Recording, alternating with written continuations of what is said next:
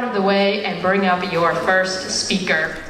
For her Fulbright National Geographic and Digital Storytelling Fellowship, Toby Cox explored the story of Islam and religious identity in Kyrgyzstan. Through interviews and observation, she has gained insight into how Kyrgyzstan's culture and historical experiences with nomadism, Islam, and Soviet rule intersect to create a religious landscape with fascinating complexity. She uses writing, photos, and interactive maps to tell stories of how geography and history have helped shape a population's identity. She's also shedding light onto the diversity of Muslim identity across cultural boundaries. Toby is a returned Peace Corps volunteer from Jordan and Kyrgyzstan. Please welcome Toby Cox.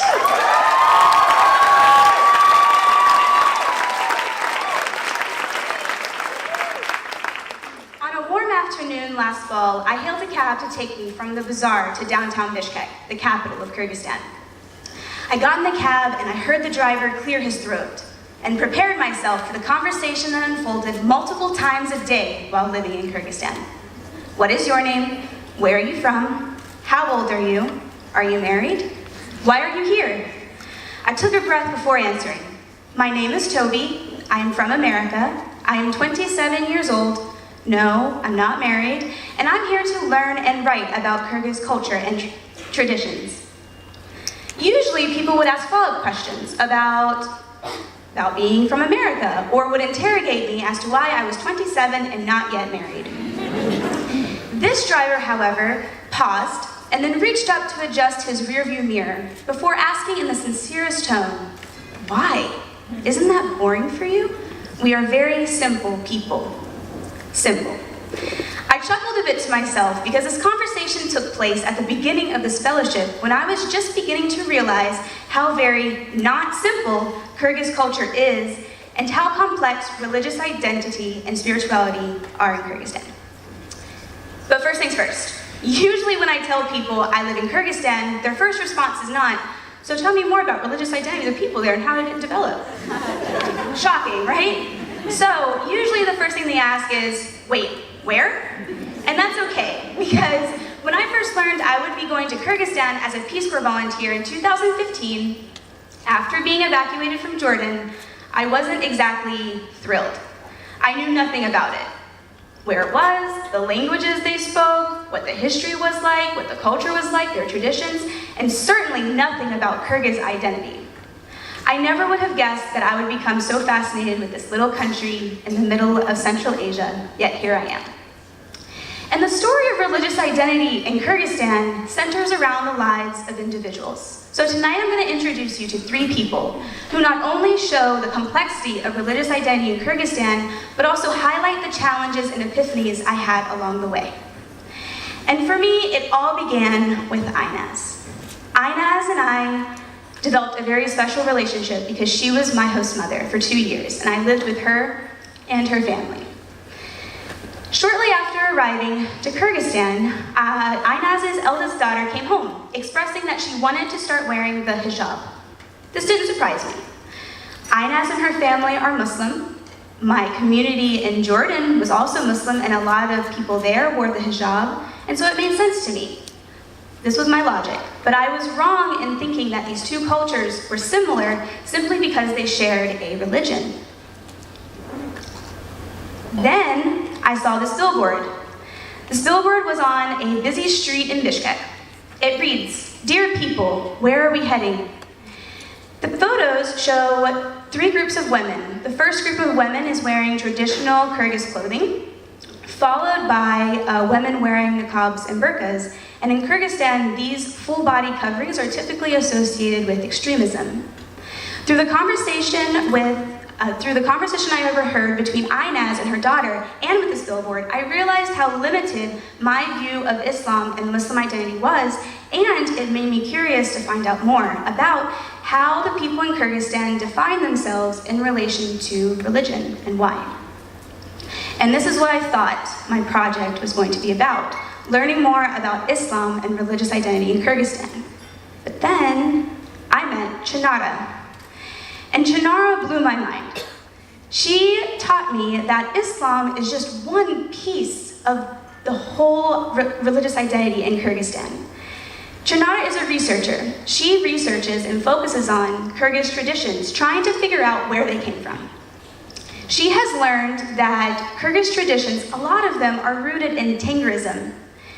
Tangrism are the ancient philosophies that the people of Kyrgyzstan practiced when they were nomads, and remnants of these philosophies are scattered throughout Kyrgyz culture. Two of the main focuses of Tangrism is balance and harmony with the natural world. And this ideas of balance can be found in the structure of yurts and in the shape of traditional Kyrgyz designs that reflect this idea of balance through symmetry. But Chinara taught me something else. She taught me that if I wanted to understand religious identity in Kyrgyzstan, I had to shift my own perspective. In one of our conversations, Chinara told me that Tang in Tangrism means equal. And this idea of equality and balance is reflected in how people perceive the roles of men and women in society. And yes, I'm talking about gender roles. And this took me a long time to be able to understand and accept. It seemed to contradict itself. How could gender roles ensure gender equality? It took me weeks to figure out that it was a matter of difference in definition. I defined equal as same. Chinara defined equal as balanced. Within the context of nomadism and Tangrism, preset roles of men and women ensured group survival. They weren't the same, but they were equal in that they were both important. So then I got to thinking, this could be applied to other parts of my project. I had to shift my perspective. I had to try to look at religious identity from the perspective of the Kyrgyz people rather than my own. I essentially had to learn how to learn about religious identity in Kyrgyzstan and all its different elements. I constantly ask myself, how is my view getting in the way of me understanding theirs? And for me, it all came together with Manas. Manas helped me conceptualize these complexities of religious identity in Kyrgyzstan. But just a little thing about Manas. Manas in Kyrgyzstan is a legend. You cannot go to Kyrgyzstan and not hear his name. The airport is named after him, streets are named after him, villages are named after him. He's a legend. People say that Manas gestated for longer than 9 months, and that when he was born, he was stronger than a grown man, if not stronger. Although he has long died, people say that he still lives on in spirit. But the one thing people can't agree on is, was Manas a man or a myth? Regardless of whether Manas actually existed, he plays a crucial role in religious identity and spirituality in Kyrgyzstan. For me, he kind of tied everything together. To some people, he represents Islam. To others, Tangrism. But to most, he represents both. Tangrism and Islam, spirituality and religious identity, making all of these elements seem as one. And this became apparent to me in a forest. I was walking through the forest when I stumbled across a mazar in the mountains of western Kyrgyzstan. Mazars are holy places found in nature, and in Kyrgyzstan, they're typically associated with Islam.